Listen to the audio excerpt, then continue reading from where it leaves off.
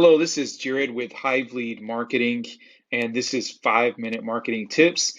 So, today we're going to talk a little bit about cold outreach. What are the different keys to cold outreach that a lot of people are making mistakes with? So, you'll see that if you're on LinkedIn or on Facebook or on Instagram, that there are constantly a stream of people that will reach out to you. I'm sure you've noticed this, and they're trying to sell their product.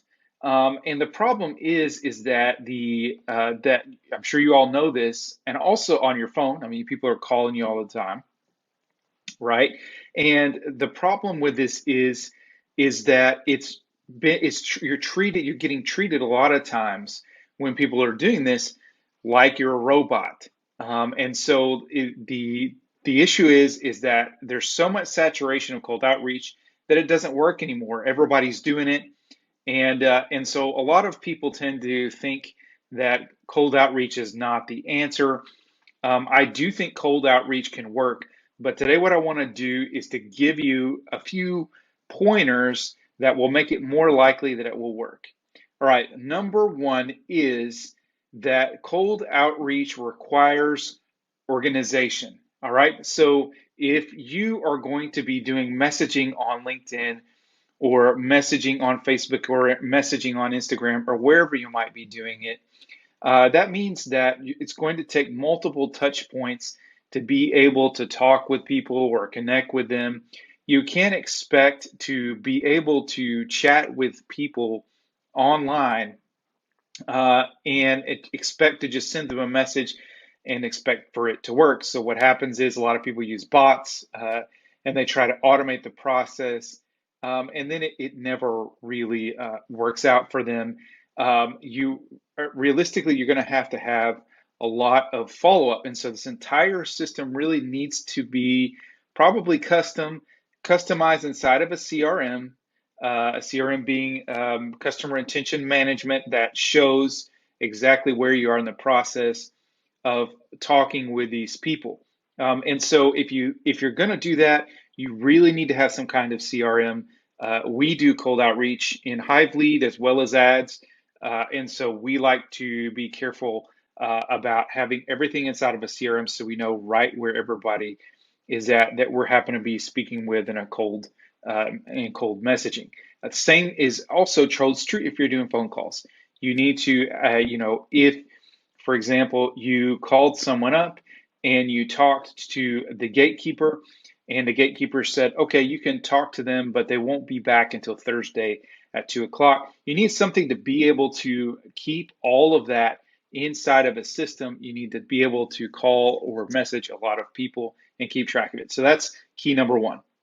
Key number two is in today's market, you need to have customized, custom or here's what happens. People are actually selling their product inside of the chat, and the purpose of them chatting with people online or giving them a phone call is to immediately sell them on the product or service inside the actual cold outreach. Well, that's not going to happen. How many times have you had someone say, I do blah, blah, blah. I'd like to pitch it to you, or I'd like to have a cup of coffee right away.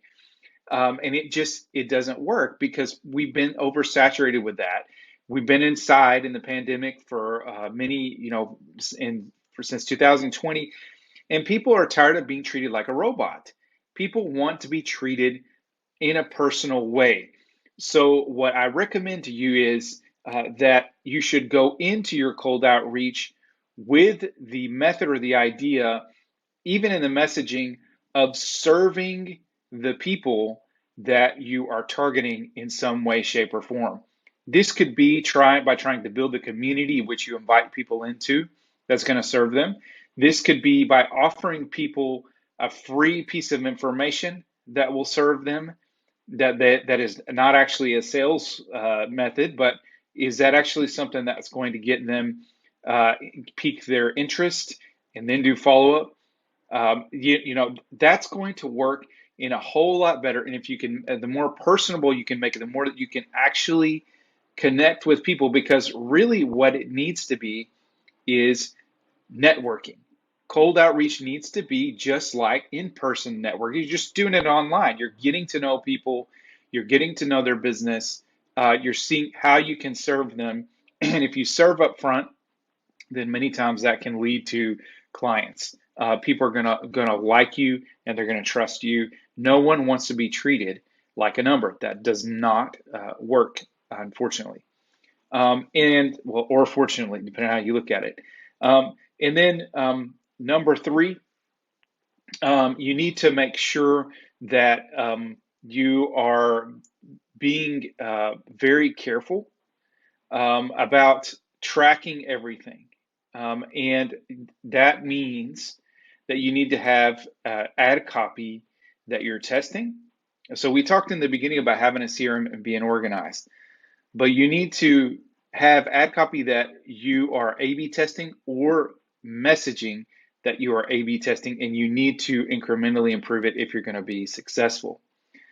So A/B testing means that we take two different messages and we switch them in and out. And this is going to allow you to see what people like. And so you need to have good ad copy, and this can only be refined by actually testing different versions of it. So, and that's why when I talked about before, having a CRM is important, so you can actually look at the statistics on this. So if I send an initial outreach message and I say, hey, I want to connect with you, I've got something for you, here's what this is, it may be that that particular thing for your target audience doesn't serve them. And so maybe you need to have a B magnet that attracts people that you're giving away in order to be able to connect with them and chat with them. And generally speaking, you want to make sure that your ad copy has, your ad copy that if you're cold calling with that ad copy, that it does what's called pattern disruption.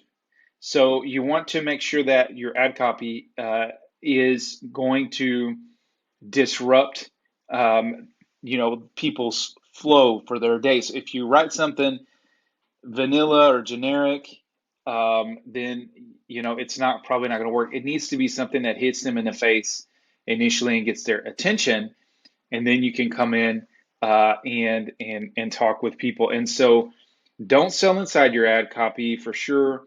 Track everything. Make sure that you're serving people and you're trying to foster a relationship, and then you're going to be able to get yourself on the phone with people, talking with people, and have a process that is going to work a little bit better for you as far as cold outreach. So those are my tips. There's a lot of really bad cold outreach, unfortunately, and how many people have picked up the phone and it's a bot that calls you? I can't stand it. I can't take it anymore. It's made cold outreach less effective, but that doesn't mean that if you do it well, that it won't work. So take the time to think about developing a system for your own business that serves people, that's not annoying, and that can really give people the help that they need. And you're going to have to do it with a lot more people, with a whole lot of people, and not just a few, but it's still possible to use cold outreach to great effect. Thanks so much. This has been Jared with 5-Minute Marketing Tips. Like and subscribe, people, to our content. And I'm looking forward to next week's 5-Minute Marketing. Thank you.